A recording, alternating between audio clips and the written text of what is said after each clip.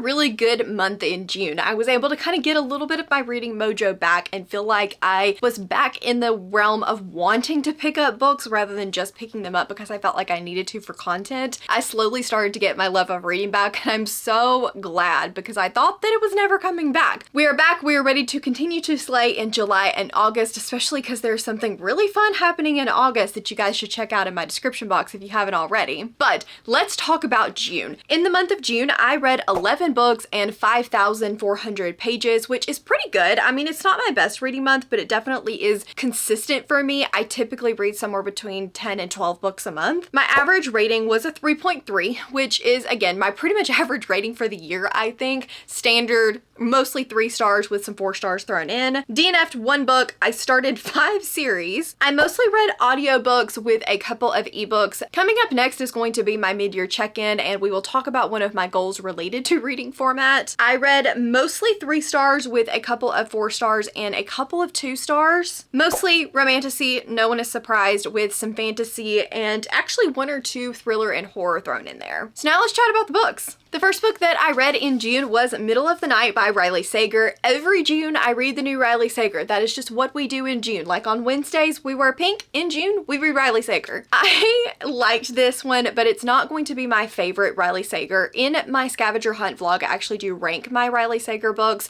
This one's gonna fall somewhere toward the middle bottom. This is following Riley Sager's first male character, at least writing under this pen name, Ethan, and Ethan's best friend went missing when they were just kids. He was stolen from a tent while they were camping in his backyard, and he has tried to live with that and reconcile what happened his entire life when he moves back to town to sell his parents' house, and some strange things start to happen that make him think that Billy may still be closer than he thought. So he starts to investigate what happened to him. This is just one of those very classic thrillers. It doesn't try to do anything too crazy. It knows exactly what it's doing. It has a good plot and it's well thought out, so I will definitely give it points for that. It just felt a little bit dull to me. The ending was very anticlimactic, and it just, I don't know, maybe I'm asking for too much because I said that the last Riley Sager was doing too much. This one I feel like is doing too little for me, and while I was interested, I was not as engaged as I wanted to be, so it got a 3 star from me. I read a lot of SPFBO books this month. I think I read 4 of them. We are not going to be talking about those because there will be a vlog coming that has all of my SPFBO 10 thoughts as well as my semi-finalist for Cassidy's team. So please keep your eyes peeled for that. We're not going to chat about them in this video, but my thoughts on them will be coming very soon. I read Goddess Found by Calanthe Colt, Blood in the Stars by Corinne Norton, and Rematch the Titans by Samuel L. Gatley. So I guess I actually only read 3. Then I picked up Ruthless Fae by Caroline Peckin and Susan Valenti. This is actually book 1. Book 2 is somewhere in my car. I don't know what I did with it. But I read the second book in the Zodiac Academy series, and I gave it a 3 star. I actually enjoyed it significantly more than book 1, and I will be continuing on in the series. It's a bully romance following 2 twins that go back to a Fae Academy and are told that they are the rightful heirs to the kingdom, but there are 5 other male heirs that have always been told that they are going to inherit, and they don't really like these 2 twins coming in and trying to take over things. It is a bully romance. It is, I believe, a why choose romance, and it's interesting. I don't love it, but I definitely think that when I went in knowing a little bit more what to expect, I enjoyed it more. There's just something about those books that's very addictive. It was way too long and a little bit repetitive, so I'm hoping that that kind of changes in book 3, but I've heard book 3 is significantly better than book 2 even, so I will definitely continue. It depends on how I feel about book 3, whether or not I'll be in for the long haul, but I'm willing to at least give it 1 more book. I also read Priory of the Orange Tree and sadly did not finish this one. It's going to be a soft DNF for me for right now. I'm still trying to get my reading mojo back. We've already talked about this, and a super slow, politically driven fantasy that is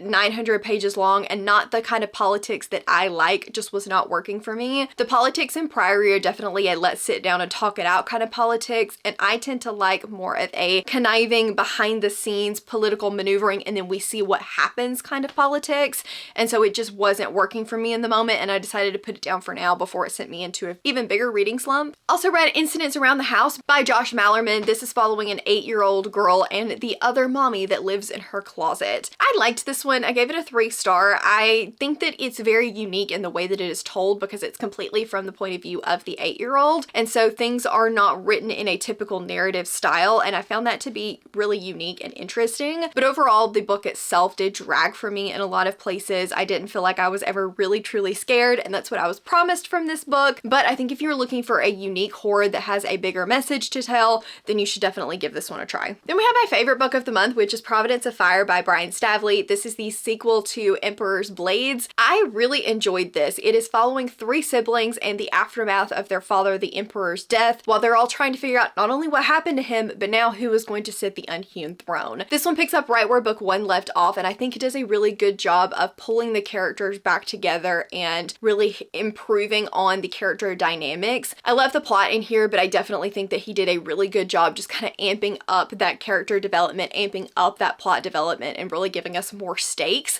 and I thoroughly enjoyed this. There's something about the writing style in these books, though, that is a little bit detached and a little bit dry for me, so I have a hard time fully sinking into the world, but I highly, highly, highly recommend this series, especially if you're looking for a fantasy that is a little bit unique and different. Next up, we have Water's Wrath by Elise Kova. This is book 4 in the Heir Awakens series, which is following Vala, who is the last heir magician, and everyone wants to use her for their own political gain. She ends up saving one of the prince's lives, and there might be a little bit of a romance that sparks between the two of them. I thought that in the beginning of this book I was not going to love it quite as much. It felt a little slower. It felt like all of the things from book 3 that had happened, we weren't really following those a whole lot. The romance didn't really seem to be all that important. But as we got into the second half of this book, I thoroughly enjoyed it. The plot picked up again, the romance came into more of play. Elise Kova is not afraid to rip out your heart and hand it to you and say, here you go, I thought you might need this, because she does not hold back on character depths and making things have stakes and points to them, which I really appreciated, and I ended up giving this book a solid 4 stars. Next up, we have one that I don't want to talk about, which is To Bleed a Crystal Bloom by Sarah A. Parker. I wanted to love this book because I really enjoyed When the Moon Hatched, but sadly, that was not the case. This is following a girl that is the captive of a guy that saved her from a bunch of beasts and locked her in a tower, and now we're dealing with the dynamic between the two of them, but we don't really know what's going on in this world. We don't really know who she is or what she is, who he is or what he is, and it's a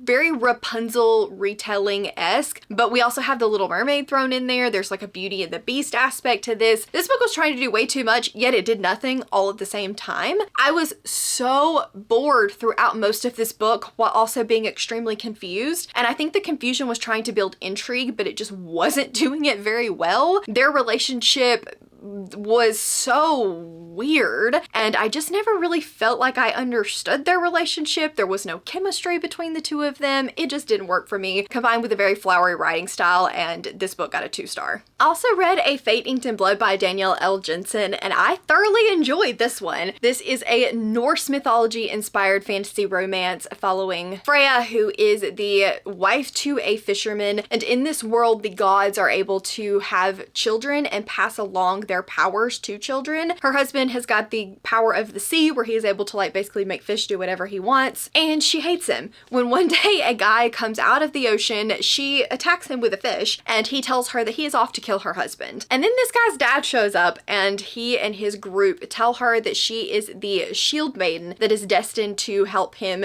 unite kingdoms and have everybody basically fall in line and worship him. So there's a lot going on in the setup of this book, but I really enjoyed it. I think that this is a good arranged marriage, forbidden love, but has great chemistry. And while I was unsure in the beginning, once I hit about 20%, I was absolutely hooked. I think that this definitely has an epic scope to it. So if you like epic fantasy and you want to try more of a romantasy, maybe give this one a try. Really good battle scenes, unique magic system, great chemistry between our two main characters. Gave this one a 4-star, thoroughly enjoyed it, and definitely plan to pick back up The Bridge Kingdom again when it's re-released, because I want to give this author's writing another try. Then we have Beneath Black Sails by Claire Sager. This is the first in a pirate romantasy by her, and this book and I went on a roller coaster of emotions. This is following Vice, who is the notorious pirate, and Nye, who is a pirate hunter who is determined he is going to take her in for the Queen's Navy. They end up having to work together when he comes on the pirate ship and makes them all privateers. I liked the banter in this in the beginning. I definitely like V and the way that she was able to grow throughout the story. Thought the pirate setting and the forced proximity proximity was a lot of fun. I was promised treasure. We didn't get a lot of treasure in this book, but I think that that is coming in book 2. I think where this one really struggled for me was that their relationship was trying to be bantery and enemies to lovers, but really wasn't succeeding in that. It felt a little bit too sweet, and I felt a little bit too flat for me. He was a sweet character, but not a sweet character with a lot of depth, and so I just never really loved his personality. And the third act breakup / conflict in this book was just dumb. It made no sense to me. It seemed so incredibly obvious, and the fact that our characters couldn't see it made me just want to beat both of them and shake them and be like, what are you doing? And so it seemed kind of juvenile, and I didn't love that part of it. But I liked this book enough that I do think I will continue on in the series. It's gonna get a 3.5 star from me, and I'm curious to see where the rest of the books go. And last but not least, we have House of Bane and Blood by Alexis L. Menard. I really enjoyed this one. I ended up giving it a 4 star. This is a very unique fantasy romance because it feels like Romantasy, but it's set in like a steampunk kind of world, lamplight kind of world. We have trains and things like that and like machinery, but it feels like a fae fantasy romance, which is really weird. It's like Peaky Blinders is what it's compared to, although I don't think that you should really go into it with that comparison. I haven't seen Peaky Blinders, but most of the reviews that went into it expecting that did not end up liking this book.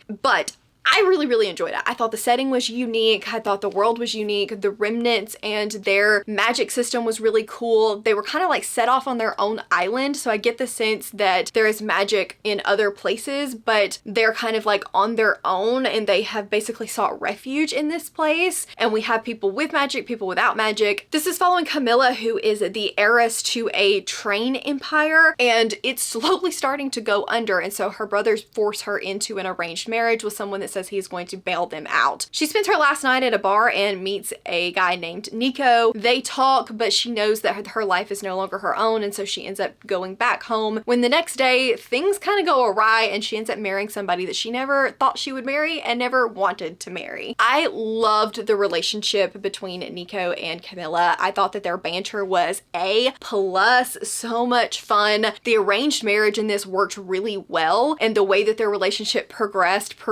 beautifully without feeling too sweet. We got to keep a lot of that good banter. The main part where I struggled in this and why I got a 4 star instead of a 5 star was the plot. The plot felt a little all over the place and underdeveloped in comparison to the romance. And this is a romantasy, that's okay, but it was a little more noticeable because the plot was trying to be at the forefront, but then kept getting pulled back for the sake of like slice of life romance. And so I did have a little bit of trouble with that push and pull dynamic. The pacing I think could have been a little bit stronger, but I liked the ending, and I'm very curious to see where this continues on. This has enemies to lovers, arranged marriage, and knife to the throat tropes in it. Highly recommend, cannot wait to continue, and it's only a duology. Okay, so that is it for my June wrap up. Tell me what you guys' favorite book of June, as always, was in the comments below. I absolutely want to know. If you just want to let me know that you were here and hanging out, leave me a knife emoji for House of Bane and Blood. As always, links to my Patreon, Instagram, Twitter, and Goodreads are down in the description box below. Please give this video a big thumbs up if you liked it, subscribe if you want to, and I will see you guys next time.